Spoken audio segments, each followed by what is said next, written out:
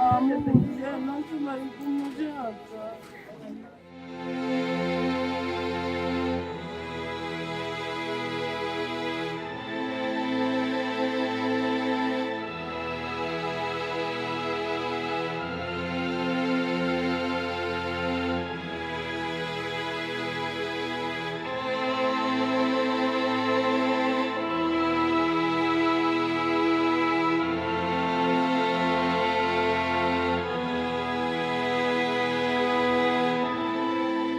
Kuvuga ngo hari nka saha 8 n'iminota hejuru z'ijoro, ubwo numva imvura ntisanzwe, idasanzwe njya kureba hanze kuko aho nari ncumbitse n'ubundi hasanzwe haca amazi yo muri rigore, nuko nsubira kuryama numva ko birangiye. Ariko mu gihe ngeze mu nzu ngira ngo nakwicara, numva ibibuye bitangiye gutikura inzu mu mpande zose, ngira ngo ni umujura. Ndangije mfata akantu njya kureba, ngiye kuransanga ni amazi menshi cyane. Nasubiye mu nzu ndamubwira nti rero madamu ni rero twatewe, none mbabarira ntugire icyo ureba aho bira no mu nzu, ahubwo umwana bitamufata mushyira mu mugongo, nawe afata bira n'igitabo cy'indirimbo, hanyuma turasohoka. Dusohotse dusanga amazi yadutangiriye. Ndabwira reka dusubira mu nzu, njya guca hejuru, maze kuhaca hejuru kuko imbere yaho nari ncumbitse hari igiti, ngira ngo wenda nkisimbukireho, wenda ngwe hirya y'amazi, nsanga nta tabiri hari. Nsanze nta tabiri hari rero nasubiye hasi mu nzu. Ubwo umwana nari namwuriye hejuru, mufite umugore ari hasi mu mazi. Ndamubwira turamanuka twongera kujya ku muryango. Tuhageze yari afite agatelefone gato ariko acanye gutya, nanjye mfite agataci nari mfite, ahubwo amarezo yahise acika ko umuriro waragiye n'amarezo ahita acika. Ubwo ngubwo amaze gucika, abaturanyi bo hirya baratubonye, bazana igiti ngo nibura tugifateho. Gifasheho umupapa wari ugifite, wari wamanutse no hepfo mu mazi, umuvumbu urankubita agira ngo nawe aragiye, agira ubwo bahita kirekura. Amaze kukirekura, ubwo nanjye ako kanya maze nk'ugiye kugenda, umugore wanjye arambwira Papa Dawidi wigenda, nsubira inyuma.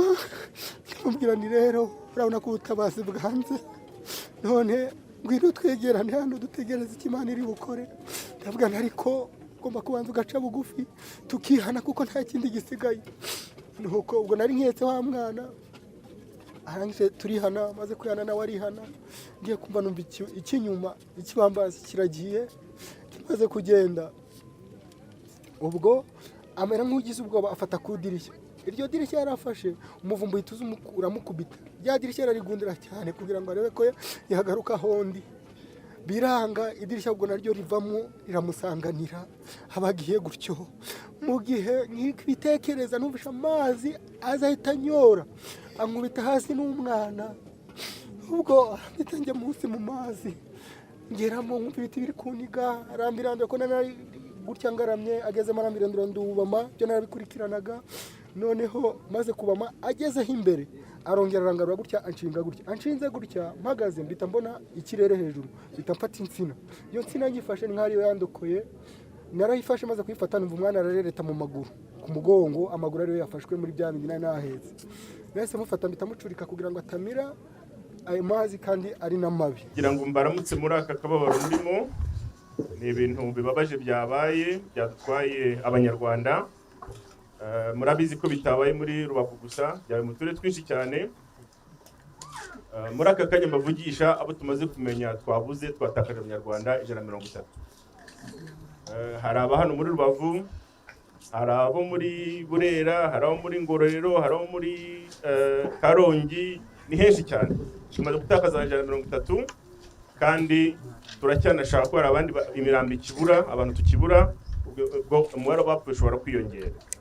Mu by'ukuri rero ni ibiza byatugwiririye, byagwira igihugu cyacu, amazi menshi, isuri, ndetse byatumye amazu agwa ku bantu. Yatangiye kugwa mu masaha ya saa 4. Imvura iragwa saa 4 n'igice, sebe itangira kuzura kubera ko twe turi inyuma y'ikiraro. Sebe yayuzuye, twebwe gutya dutuye gutya, inkengero za sebe yaziraho.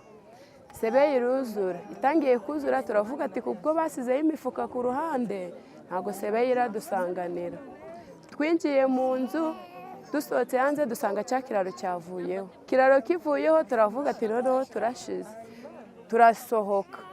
Ubwo ngewe mu nzu hari harimo abana, abandi basohotse harimo uyu n'undi mutoya, twari turimo turi batatu. Ubwo niho byagize nyuma tubona saa 9 zirageze, kubera ko iryo joro wari uri kubona ritari no gutya, ntabwo ryari riri gucya, ijoro ry'umubabaro ntabwo ricyaga. Imvura iragwa, Sebeya iruzura, ubwo twe tunaraho mu nzu turi gutabaza, abandi bari hanze bari gutabaza. Ubwo tubona umuturanyi wo duturanye inzu iraguye, natwe turumwe amanegisi yaguye. Ubwo niho byagize nyuma tubone ijoro rirakeye, rikimara gucya mfata inyundo nzenya giriyaje yari iri mu nzu, abana mbakuramo mbashyira hanze. Ubwo ngibashyira hanze twambuka kuri ya mifuka yo bakikije Sebeya, ko twe twari turi hagati gutya, amazi araha n'andi araha. Ubwo niho byageze nyuma Sebeya iragabanyuka gato, abantu baraza baratwambutsa, ariko ibintu byose byaraguye, inzu yose ihirima hasi. Ubwo gutya twaraye hara ku rusengero rw'abadive, niho twaraye. Ubwo n'ubu niho tugiye kugenda twongere ducumbike. Ahantu bahungiye bava mu mazu yabo bisaba ngo tubafashe tubimure bakodeshe amazu, tubafashe abafite ubushobozi bakodesha amazu bishyure, abatabufite nabo twe nk'abaturanyi babo dukomeze tubimure tubazana iwacu. Ufite inzu anegisi ku ruhande, ufite icyumba akaba adafite imiryango myinshi, arajya amushyira mu nzu iwe ababayemo, turindire ko umucyo waboneka. Ndagira ngo nongere gushimira ababigizemo gutabara vuba, cyane cyane bw'abaturage mwataye bagenzi banyu, ariko mbabwira ko na leta itari kure. Naje bazaniye ubutumwa bwa nyakubahwa Perezida wa Repubulika, ejo mwabonye ko yabandikiye ababwira ko rwose ari kumwe namwe, ariko uyu munsi yantumye ngo niyizire muhagararire mbabwire ko turi kumwe noneho mutureba aha ngaha, twaje kubafata mu mugongo. Perezida wa Repubulika yantumye ngo mukomeze mwihangane, kandi leta irabafasha uko ishoboye kose.